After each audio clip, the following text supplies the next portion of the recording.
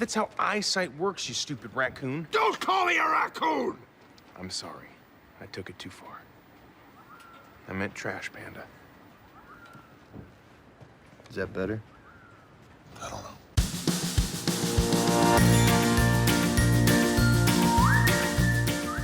Hi there, and welcome to Baseball by Design. I'm your host, Paul Caputo, broadcasting live, as always, from the Helmet Sunday Hall of Fame in my basement in Fort Collins, Colorado. Today, we're going to be talking about one of the just superstars, the new hits on the block here with minor league baseball, the Rocket City Trash Pandas, who just took the branding world by storm. I'm wearing my Rocket City Trash Pandas hat right now, and I have a t-shirt that I'm not wearing. I figured I wouldn't go full Rocket City Trash Pandas because that might be a bit much even for me. Lindsay Knupp, Vice President with the Rocket City Trash Pandas, is kind enough to join me today. I'm very happy to be talking to Lindsay. Lindsay, thanks for being here. Thank you. Good morning. Good morning to you. Yeah, it's a cold, non-baseball-y morning in Fort Collins, Colorado this morning. What's it like in Madison, Alabama? Madison, it's not too bad. It's 50 degrees, but last night we had a game here at the ballpark, and it was a little bit colder than that, but okay. On the rise. The Rocket City Trash Pandas obviously have taken the minor league baseball world by storm here. Can you first of all, just for the edification of me and the listeners to this podcast, can you explain? We'll start with A, what's a trash panda, and then B, what do you mean by Rocket City? Or you can take those in whichever order you'd prefer. Sure. So a trash panda is a raccoon. I think the name kind of really got big after Guardians of the Galaxy when there was a trash panda character in the movie. If you think about a raccoon, it looks like a panda, and it digs through trash, and it eats the trash, and you find them all around your trash cans, knocking over your trash cans. So Trash Panda is just a fun animal play on the animal raccoon, and raccoons are actually very smart creatures, which is a tie to the local area here in Huntsville, Madison, Alabama. It is the Rocket City, which is a lot of DOD, a lot of space defense, a lot of missile defense companies. FBI is here, NASA is here, Boeing is here, Lockheed Martin is here. So all of those defense companies really are here in the heart of Alabama, which makes it a lot of engineers, a lot of intelligent individuals who flock here, and this is where they work and live. And that's kind of where the Rocket City came from with NASA and all of those businesses being here. So that the actual logo itself, it's a raccoon in a trash can, but you can see the calculator on there with the flames, and it's going up into space, and it all tied together from those small aspects. To your knowledge, is this the only logo in minor league baseball that has a calculator in it? That's a great question. I think to my knowledge, yes. Well, I'll research it before this episode drops. I'll research that and see if there's any other calculators in minor league baseball logos. I would have. I certainly will. I would have to say no. I don't think there's a very, very low chance that there are any other calculator-based logos out there. So the team itself, obviously, through no fault of its own, had kind of a rocky start. Moving from Mobile, it used to be the Bay Bears, which was that was a fun brand. I liked that brand, and so when they moved north within the state to the Huntsville, Madison area, and became the Rocket City Trash Pandas.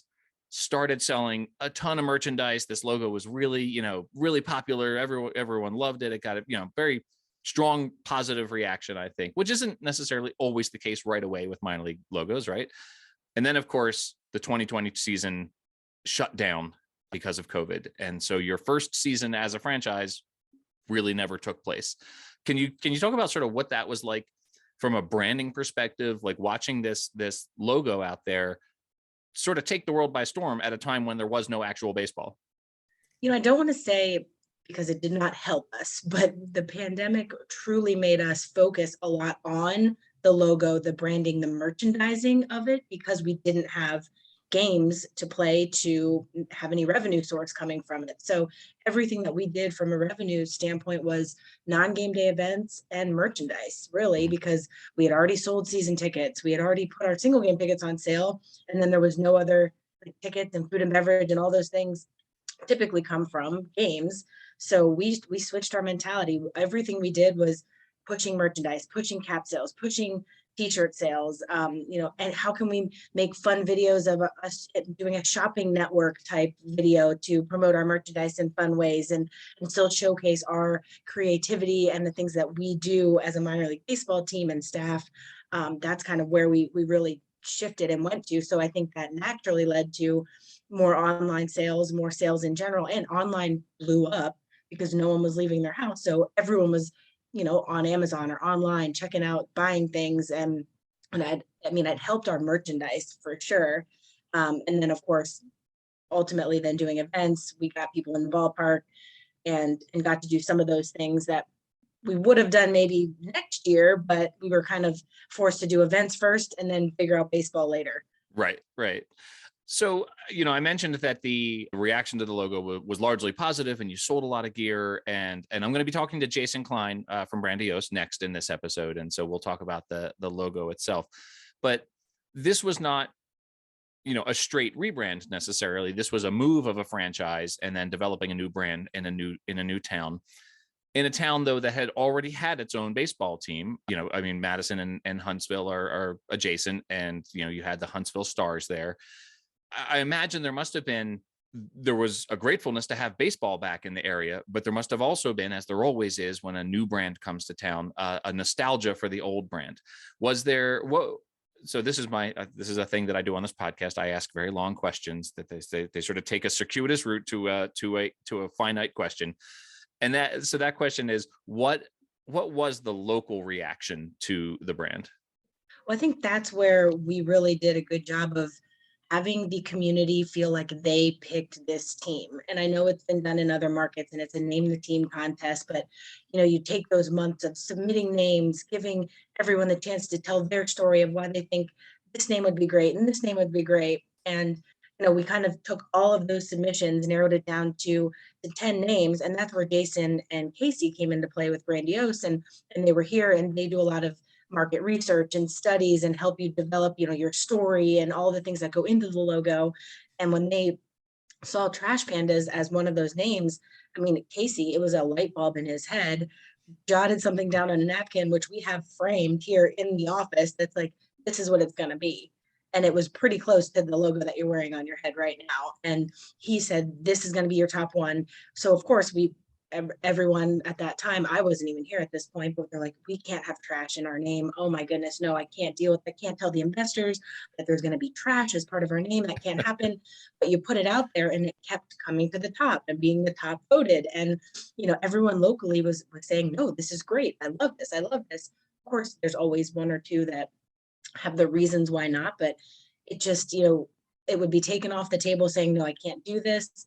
And it would just be brought right back and come right to the top of the list. So with all the voting, it all kind of spoke for itself and the community really got behind it. And when we did the unveil, it was a huge party and everyone saw the logo and just really embraced it and loved it. And truly, I haven't heard anything, definitely not in the last year and a half, 2 years, of any negative with trash. It's kind of fun and catchy. And the young kids use that as part of their vocabulary now.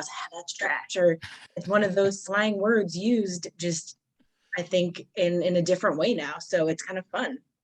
I have 2 teenagers and I don't think they're cool enough to use the word trash that way. I have to go find out from them whether that word has made it to Fort Collins, Colorado yet in that respect. We'll check it out. Yeah. So there are 120 affiliated minor league baseball teams. And now 3 of them have raccoon-based logos. You've got the Quad Cities River Bandits, and then, of course, you've got the Hudson Valley Renegades.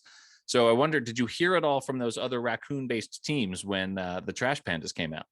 To my knowledge, no. But again, I wasn't here at that specific time just yet. So they may have reached out, but I don't believe it was ever anything that, we tried to be unique and different with the rocket and that type of play that I hope it's different enough that it wasn't trying to copy by any means. Right. Do you think there's a rivalry there with those other raccoon-based teams? I don't think so, but maybe there could be. Maybe we'll have to have a conversation. This is what I'm saying. How could we get like a round robin raccoon-based minor league baseball tournament going. So funny that I none think of you them just are actually. gave me an idea to write down. So Okay, I'm gonna going to write give you a second to write that down here, and Yeah. then and could you just put sponsored by Baseball by Design on there? I'd Yeah, appreciate that. that. BASE by design. Got it. Yeah, perfect. All right, coming soon. So the logo itself, obviously, there's a lot of elements, and I'm going to talk to Jason about this as well, about the specifics of the actual artwork. But the decision to go with, all of these sort of disparate elements and tie them together into one narrative, you've got the raccoon, and engineers and the aeronautics industry. You've got very much, obviously, in the visual branding, a patriotic element, right? There's the flag, and there's, looks like he's on the moon with the, I'm gesturing wildly here right now, by the way. This is an audio medium and I'm gesturing wildly, so you can't see it. But the sort of patriotic element of the brand, obviously, is intentional. Is that part of, do you think, the positive reception in Madison? Absolutely. This is a huge military town. We have a huge Redstone arsenal that is in our backyard. Again, the defense industry is here. So anything patriotic, anything that's tribute to the military, incorporating the military, veterans, all of those things are 100% part of this community, and it's the culture here. And one of the logos is actually an RC, which is like the Rocket City, and it almost looks like a rocket with the R, how it's kind of positioned that way. So that's also another subtle one here that really resonates with those engineers as well. Right.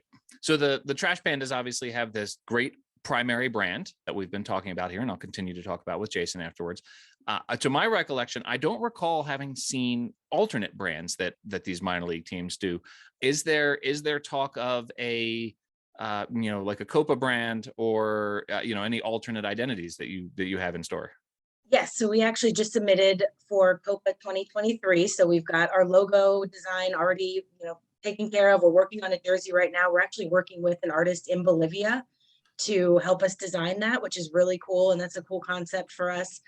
So we're excited about that. We've also put in for maybe a military theme and a food-based theme in 2023. But up until this point, you have to work so far in advance that we were just trying to get our first season underway. We've done some cool theme nights, but in terms of alternate identities, that's next year. So stay tuned for those.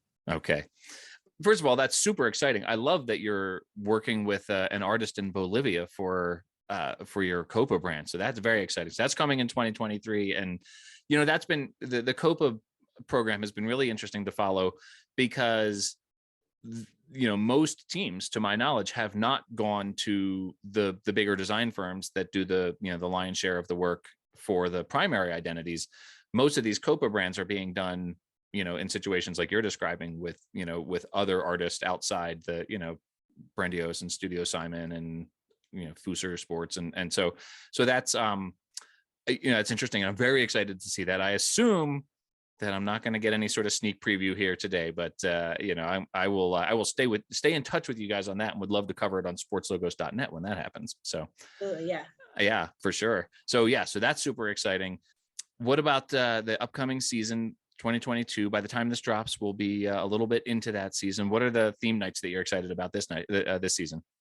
Well, I think some of the theme nights that we just didn't get a chance to really develop last year are things just simple princess nights, or football and cheerleading night, or little league night, where they do parades around the warning track, where you can really get community groups involved. We didn't have time to reach out to schools for even an education day. This will be our first education day, which is crazy. Yeah. And schools are just learning, like, oh wow, we can actually bring kids to the ballpark on a day game. And it seems so simple and so rudimentary in our game, but we did not have a chance to have those nights that just really bring your community out. We're going to do the Defenders of the Diamond, part of the Minor League Baseball initiative for Marvel, so for a superhero night. So that'll be cool. We are doing a Huntsville Stars throwback night. Awesome. So we'll have a jersey that's a tribute to the team that was here previous to us. So that's going to be a fun one. And now just being able to do bobbleheads. We didn't have time to order bobbleheads last year for 2021. Right. So I think our fans, we had 2 that were on order, luckily, that were here in 2020. But now we'll finally be able to use players and their likenesses and our other characters and just things that we didn't have and it almost was like 2 years. We didn't have it in 2020, and then we didn't have time to do it for 2021 because Right. the season was delayed. So it's really our first year if you think Yeah. about it in 2022.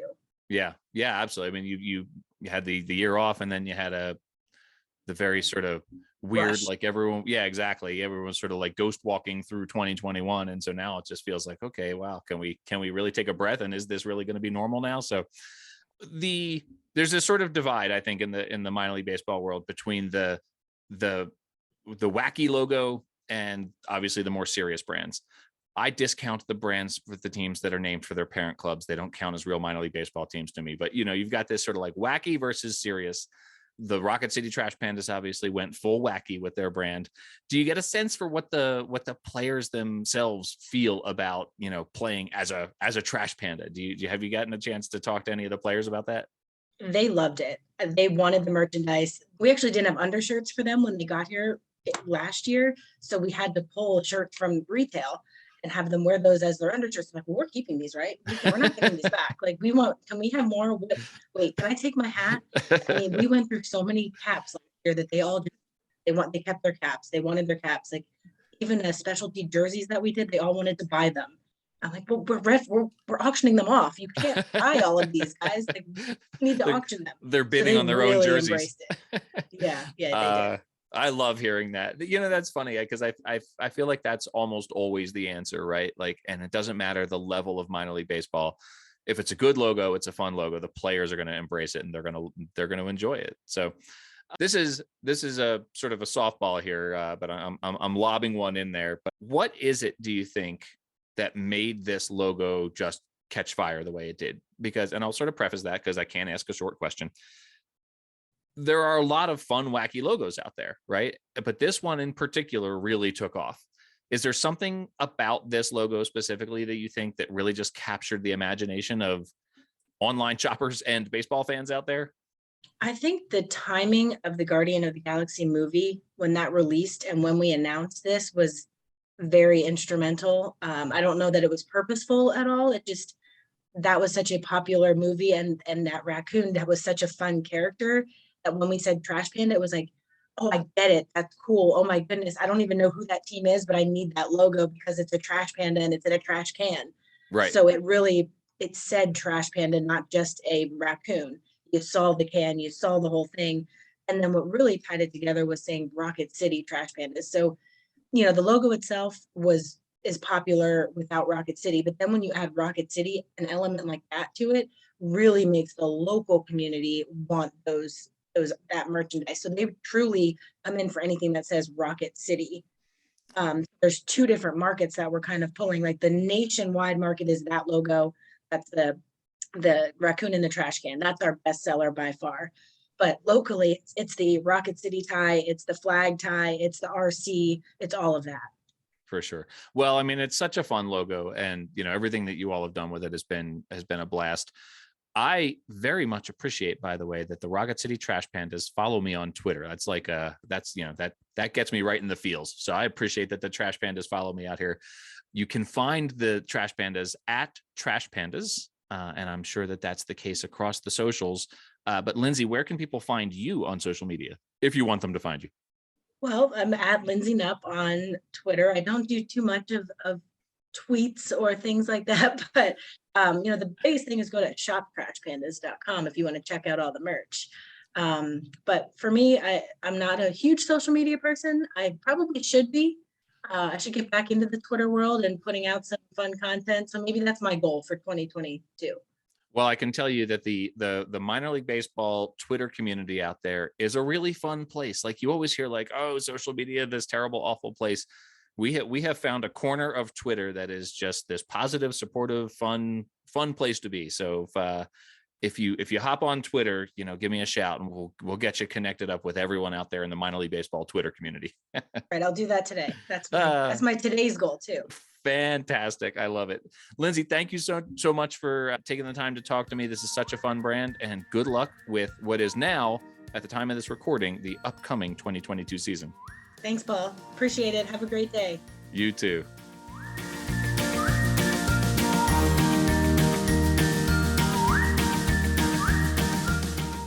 Welcome back, everybody. So pleased to be welcoming back once again podcast regular, friend of Baseball by Design, friend of Paul Caputo, Jason Klein from Brandiose. Jason, yeah, we did it. We made it. We're back doing it again. Here we are again. I love it. We did it. I have to tell you, I get such good feedback whenever you come on. People are just like, God, I love hearing from Brandiose. Like, it's so cool. You know, you're like a superstar celebrity out there. And you know, I'm, you know, the first, you know, few times I was just like, Jason Klein's coming on. People are like, that's a great get by you. Good job, Paul. And so I feel like a superstar just knowing Jason Klein from Brandiose here. So.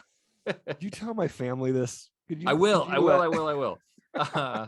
Hey, so we are going to talk. We're talking today, obviously, about the Rocket City Trash Pandas. Yes, which is, I mean, what a fun brand this is. Took the world by storm when it was put out there. I did. I mean, it's an incredible story, which we're going to get into today. It's going to be so fun. Let's do it. So you know, we're obviously we've talked a little bit about the sort of origins of the team name already on this episode, and you know, some of the design decisions that went into it, but I want to just delve into the story of both the Rocket City part and the Trash Pandas part, because there's so much that goes into it.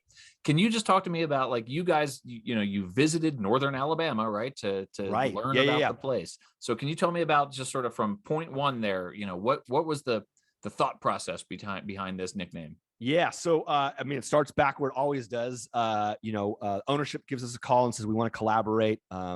They've heard great things about our success, and they said, we want to bring that same success to this community. And so we packed our bags and went to Northern Alabama. And we had the pleasure to Chuck Domino, who I've mentioned before, the godfather of minor league baseball marketing, who's worked on the Iron Pigs and collaborated with us on Flying Squirrels, the Yard Goats, Rubber Ducks, was part of this project. So it was really fun to be able to work with Chuck again and the staff. But yeah, we came to town, and we knew that we were going to do something in the minor league baseball. It was going to be a big launch, the big launch that you would see, like I said, with the sod poodles, like that caliber of process. And one of the things was that was unique was, on our research visit, we sat down with the mayor of Madison, Alabama, and the city council, and explained our process and what they could expect. To give you an idea of the market, I'm generalizing, but Huntsville is a giant donut, and then there's a municipality in the center that is Madison. It's its own city, its own community. And Madison said, we will give the land, however it was structured, basically. It was like, we're partnering on this land and building the stadium, et cetera, et cetera, et cetera. So you have Madison, which is generally smaller than the greater Huntsville donut. And ownership at the time felt like it was really important for we were going to go on a journey that was going to include the J curve, which we talk about, where people I can't believe these are the team names. Are you crazy? To the brand, the whole thing. And the ownership felt like it was really important at the time to get the city, because the city was partnered in this process, to be familiar with not only the process, but what makes a great team name, why we do what we do, what kind of community reaction they can expect, and at what time, and what emotions they will hear, and also how people will respond, and just to be prepared and to get oriented with our process. Mm-hmm. And they had their team names, the Rockets, and the reason that you hear a lot about space is Huntsville is home to Space Camp. So U.S. Space and Rocket Museum, I believe it is. Lindsay Knupp and I, per your recommendation, you put me in touch with Lindsay, and so she and I Lindsay talked. So in the previous segment to this, Lindsay and I chatted about the sort of the area itself here. Awesome. So Redstone Arsenal is also there, which is sort of I think Army, space and rocket type stuff. But the heritage of the community is developing missiles and propulsion and aerospace and that kind of thing. That's sort of the claim to fame of the area. Space Camp, like I said. Obviously we love getting the community involved, kicking off with the Name the Team contest. And we got thousands and thousands of entries, And so, at that time, there becomes a point where we all get together during the research visit and we sort of wade through thousands of submissions and we run them through different frameworks that we have that we know leads to success. There are certain characteristics to a successful minor league baseball brand that we can bank on. So we're constantly running those names through it. Something that celebrates the community, the heritage of what this community is known for. Obviously, that is the space and rocket element of it. So, we're going through. And do you have the list in front of you of what the team names were, the contest? No, I don't. Not in front of me. No. So there's like the glowworms. I remember is one of them. There was the space possums. So anyways, very like space oriented names. I think there was like maybe 10. We had like a couple rounds that was not normally how it happens, but there's a couple rounds of voting where it just sort of whittles itself down.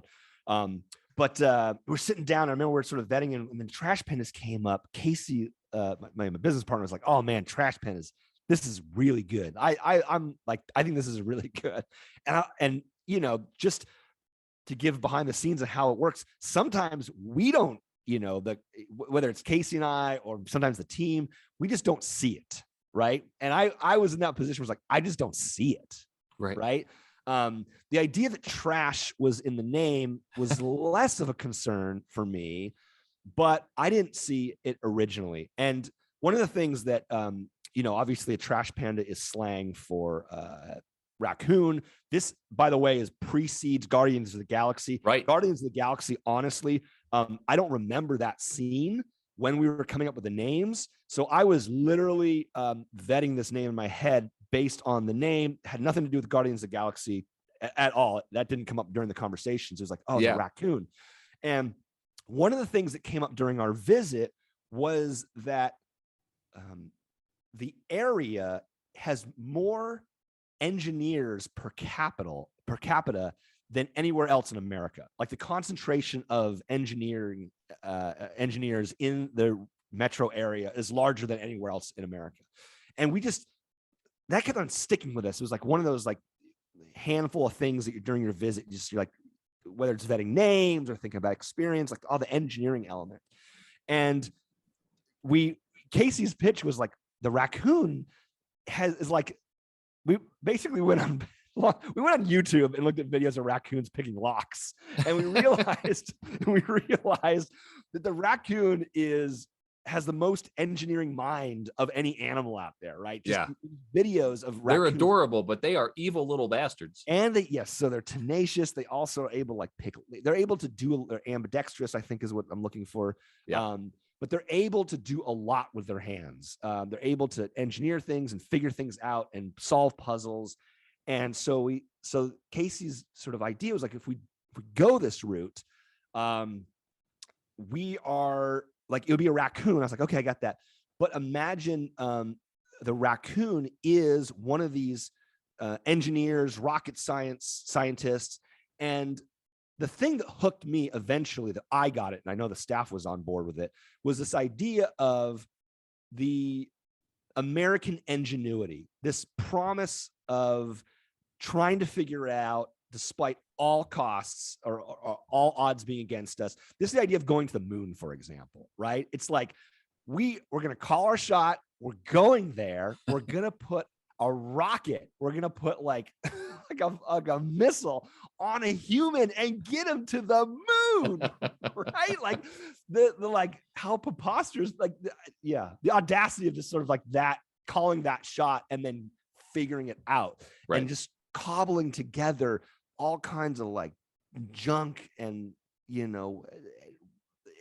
what looks like junk to outsiders. For us that are not in that industry, it's like, you like lit a wick on a bunch of junk, and you went to the moon, right? So anyways, so this became that I think kind of hooked us all. Was like, okay, it speaks to the engineering and the ingenuity of the community.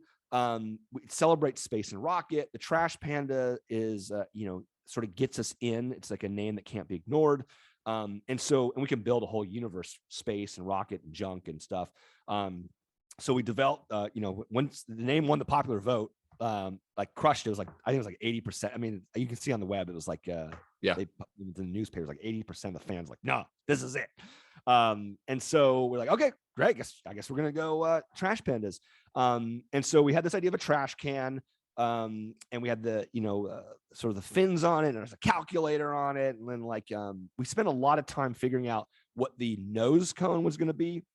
So we looked at colanders, we looked at funnels, and we looked at kind of like Tin Man from Wizard of Oz. And then we also looked at just the trash can lid.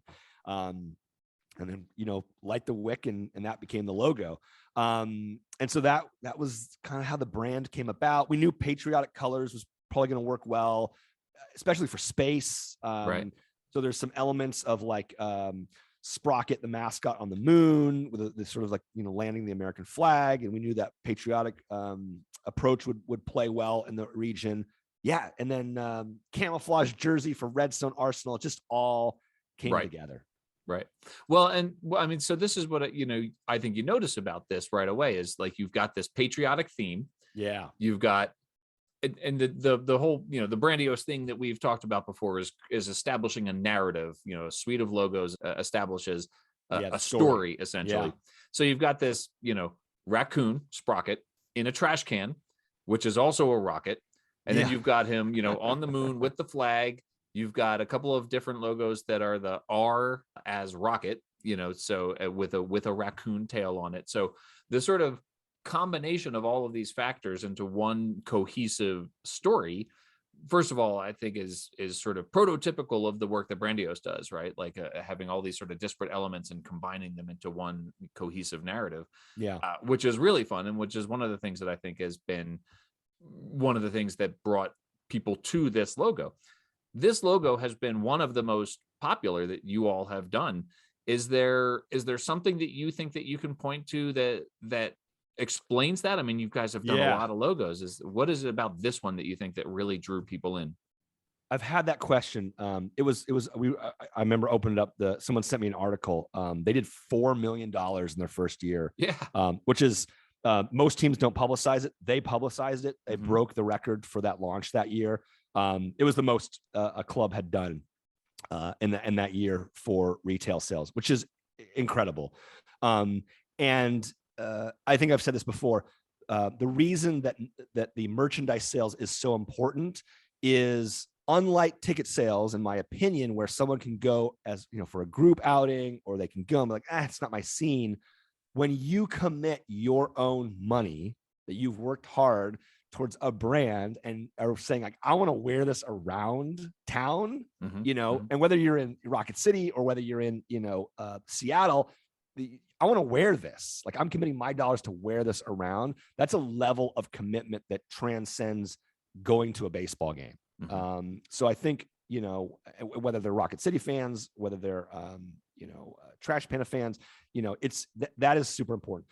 One of the reasons that and this is like my personal approach. I went to school in Alabama. I met my wife in Alabama. I've got relatives in Alabama. I've lived there for a number of years. And there is incredible brand loyalty in general. Golden Flake, Coca-Cola, AT&T, there's some of these sort of prominent brands that there's just not, there's the tried and true brands versus like, what's the next best thing, right? It's just not, there's not that sort of like, what's the new thing? What's the next best thing? There's like this tried and true thing. So I think brands in general, this is just my opinion, occupy have an incredibly high amount of market share. Things from like Vineyard Vines, even like in that region, like just brands, like fashion brands, clothing brands. There's a lot of like major players that have huge market share. And so we see them as being legitimate in going after. I think to be a sports team gets you instant recognition and legitimacy that gets you shelf space. And so, if you said like, oh, what are the five most popular brands in the market, Coca-Cola, Golden Flake, I'm making this up, Sure. AT&T, and the Trash Pandas, Yeah. right? It's not like, Jane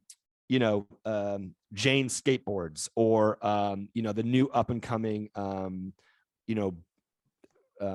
microbrew brand that's taking off. Right. So I think just that part of the country's ability to be incredibly brand loyal has made it. I think that's a thing. And also when everybody asks me like, hey, Jason, what is the best like situation that you would want to launch a franchise in, or statistically, what is going to lead to the most success? It's always a community that had baseball. Baseball was ripped away, and you come back with a new stadium, brand new stadium in that market. People are craving baseball coming back. And so new stadium, new logos, new brand. That is like the best situation, better than an expansion market. I'd rather have a baseball seasoned market that lost baseball and bring it back with a new stadium. I mean, you saw that in El Paso, you see it in Amarillo is a great example. You see it in Rocket City. And so that is like, it was sort of like the perfect storm of all these elements coming together. Well, for sure. And then, then to create a brand that also has appeal sort of outside that market, because guess what? I mean, I've got a Rocket City Trash Pandas shirt and a hat. I've been to Alabama. I spent a week in Mobile in 2005. But I've certainly never been, to Huntsville or to the larger area where the donut, as you say. And so, but for me, it was just a brand that appealed. And I think, I think the patriotism plays into it as well. I think there's a lot of people who, see the sprocket on the moon with the flag, right? Like, and I think that has a certain type of appeal as well. So it's obviously, it landed well with baseball fans, obviously in the community and elsewhere, because, to do $4 million of sales, especially their inaugural season was 2020, which was canceled. So, right. So, okay. So even so, like, they didn't have games to sell merchandise. That's wild. Right. So imagine like if they had actual games, and that is like literally truly the power of branding is, and storytelling. And if you can get it right and you can nail that narrative for that community, that you literally, I mean, to your point, Paul, it was like a fashion brand for 2 years. It was a fashion brand. It wasn't a baseball brand. It was a fashion brand, but it spoke to the heart and soul of that community. And I know you asked about the Rocket City. How did that come about? Oh, right. You get what my friend Chris would call full circle points here for coming all the way back to that. Okay, good. Full circle points. All right. All right. So I'll be candid. Like this one was really was tough until it clicked. So to talk about the landscape, personally, our philosophy is naming it after the destination, right? I think I might have shared this before, is that, you can be like the Los Angeles Angels of Anaheim, of California, and the West Coast and the Western Hemisphere of Earth, right? It's like, and there's that example is the Las Vegas Aviators of Summerlin. Yeah. Okay. I mean, they are the Las Vegas Aviators, but you get my point with the Angels, which is like the idea is, when you're coming up with a team name, there is a urge to want to put your arms around the biggest amount of people and try to give them a big hug. Sure. Right. So regional names or state names, and you just, at some point, it's like, it sounds ridiculous, right? It's like Angels are trying to put their arms around like all of Southern California. Like, right. Okay. I do follow the Mountain Time Zone Rockies, by the way. Right. There you go. Okay. So the idea is, well, our personal philosophical approach is, it's an entertainment destination, and where do you go? That should be the name. So in this case, it would be Madison. And Madison was, sort of into the idea of Madison. But, in terms of like a majority of the audience is coming from Huntsville. And so this became the sort of back and forth, which is, okay, the partners in this project are Madison. It's in Madison, but the majority of people are going to come from Huntsville. We can't say Huntsville because that would not, obviously the mayor of Madison's not going to want to call it that. It's in Madison.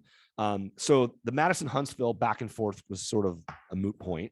Then it's like, all right, can we be Northern Alabama? No, there's a university. Okay. Can we be Alabama? No, there's a university. Technically, they're the Tennessee Valley, but then you got Tennessee in the name. So people are going to think that you're in Tennessee. And there's a lot of history in minor league baseball of, having a state name, but being in another state. We didn't want to go through that again. And at some point, it was like, what about Rocket City? And I think one of the ideas might have come out. There was an old theme park that was slated to go into Huntsville in the 1960s called Space City, USA. It was basically going to be the Disneyland of the South. And it was, you can go Space City, USA. There's incredible, there was the land of dinosaurs. There was the land of Wizard of Oz. It was like Disneyland, but it was it was going to be in the South, and it was going to be, different things. And I think there was something in the brochure that said something about Rocket City. I know Rocket City was a slang, and we knew that if we went Rocket City, we would avoid having to have the Huntsville Madison debate.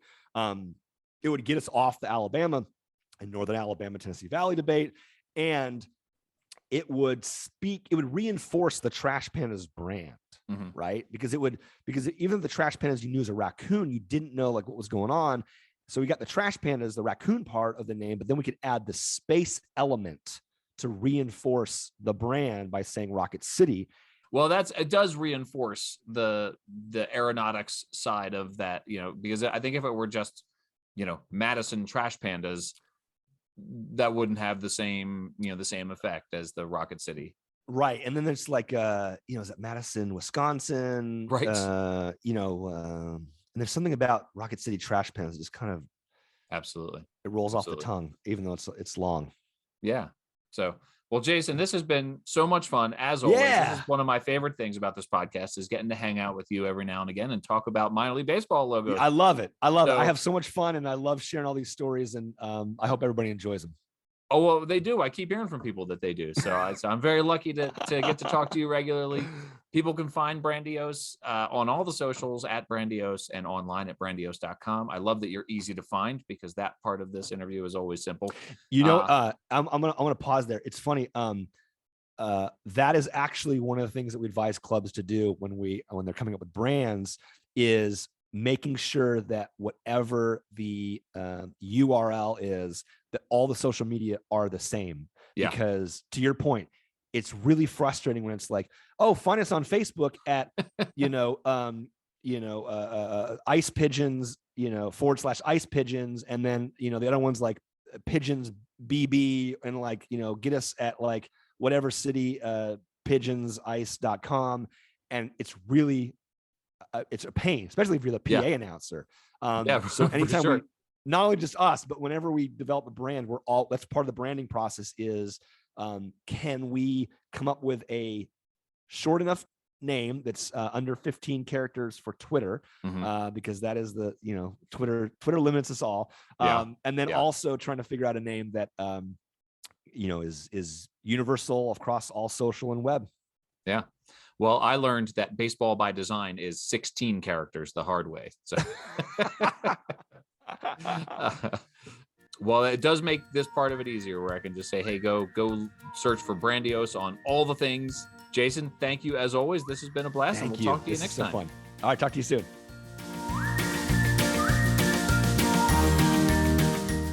All right, everyone. Welcome back. This is super exciting for me. This is definitely a first for the Baseball by Design podcast. I am being joined right now by Jay Hollenbeck, who is, and I need to read this, right? Because this often, I'll get a title for a guest on the podcast, but this is one that I asked Jay to actually send me the full title, and I'm going to read it now. So get yourself a bag of popcorn while I read Jay's title here.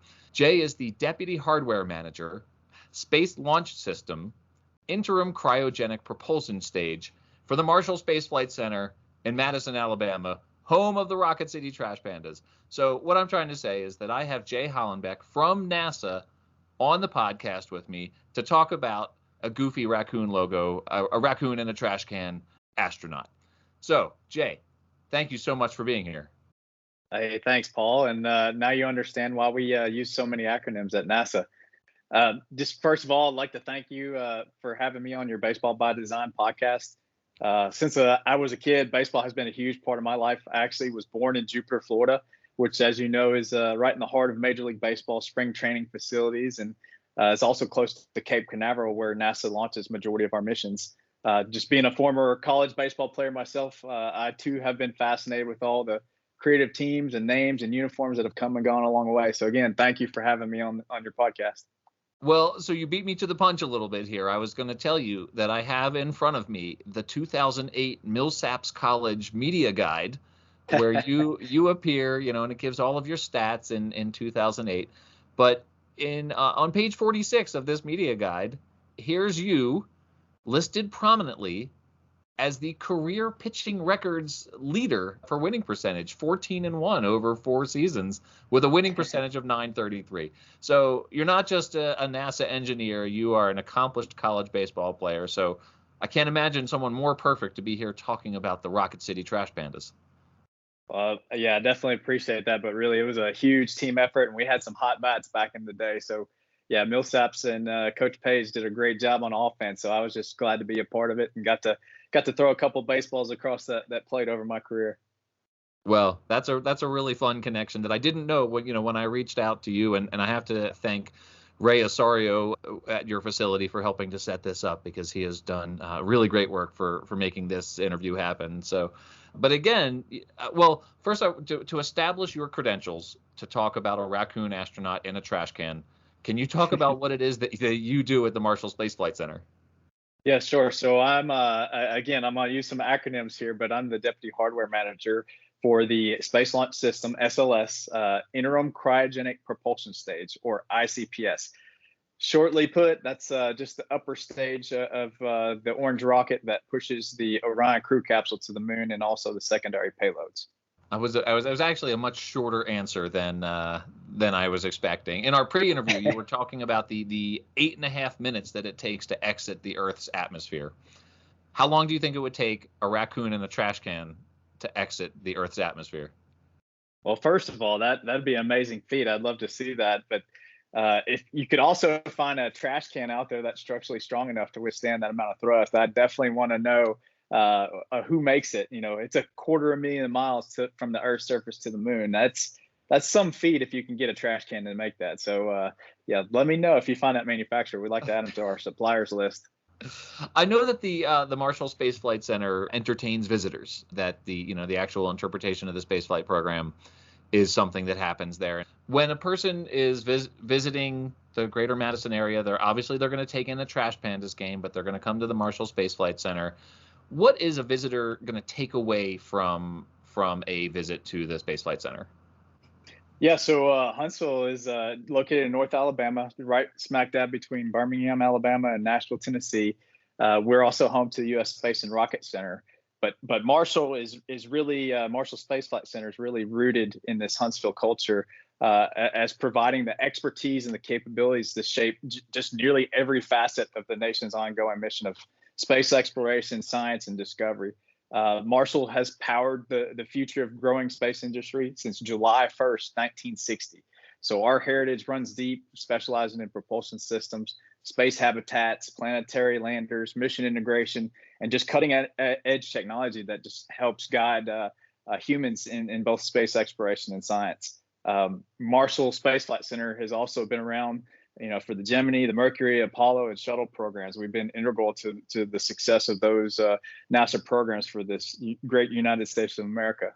And we're definitely looking to continue that with the success with the upcoming Artemis missions to the moon and beyond, and on to Mars. So obviously then, I mean, with the Huntsville area, and Madison as well, the larger northern Alabama area, the connection to the aeronautics industry is incredibly strong, especially with you all right there. When the team came to play, you used to have the Huntsville Stars, which had its own sort of astronomical sensibility about it. But then the Rocket City Trash Pandas comes to play. It's obviously a little bit more of a whimsical take on the notion of aeronautics, but it's certainly a tribute to the importance of that industry in the area. What was the reaction among NASA employees and within the Marshall Space Flight Center to that team? Yeah, so I've listened to a couple of your podcasts, and I've understood that every or most of the minor league teams have those name the team contests. And I think I'd heard some stats where the teams were so close in the voting, 13% to 12.2%, like real close. I think the Trash Pandas ran away with it in our name the team contest. There was you had the glow worms, you had army ants, just because we also are home to the Army's Redstone Arsenal, which has an alphabet soup of letter agencies out here, FBI, CIA. So there was a lot of other team names though out there, but yeah, Trash Pandas took the cake, and as you can imagine, the marketing success and ease behind that for the team, it's hands down the easiest one to pick in that group. Yeah, well, and it has had huge success, and it's been a lot of fun.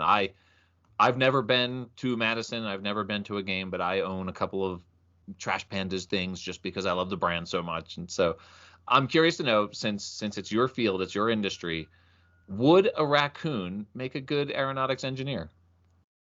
That's a good question. So, like I mentioned before, I grew up in the South and lived in the South my whole life, and raccoons are everywhere down here. They're just notorious for their ingenuity and determination. They're very smart, very clever creature, and sometimes you're just blown away. Like, how did they even get into my garbage can last night at the house and dug through my week's old leftovers?